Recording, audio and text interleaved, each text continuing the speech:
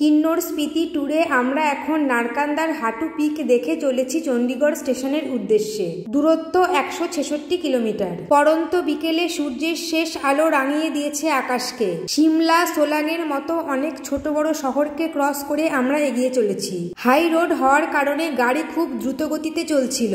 চণ্ডীগড়ে রাস্তার দুধারে রয়েছে সবুজের সমারোহ। স্টেশনের গাড়ি স্ট্যান্ডে নেমে আমাদের 10 দিনের সফর সঙ্গী ড্রাইভার দাদাদের হাসি মুখে বিদায় জানালাম।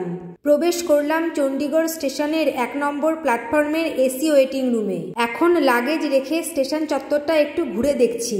1 নম্বর লাইনে দাঁড়িয়ে রয়েছে চণ্ডীগড় নিউ দিল্লি শতাব্দী এক্সপ্রেস। ফুড প্লাজা থেকে ভাত, ডাল, পরোটা, ডিমের কারি ও স্যালাড দিয়ে ডিনার কমপ্লিট করেছিলাম। চলে এসেছি 2 নম্বর প্ল্যাটফর্মে, কারণ 123-12 কালকা হাওড়া নেতাজি এক্সপ্রেস ধরে ফিরব বর্ধমান।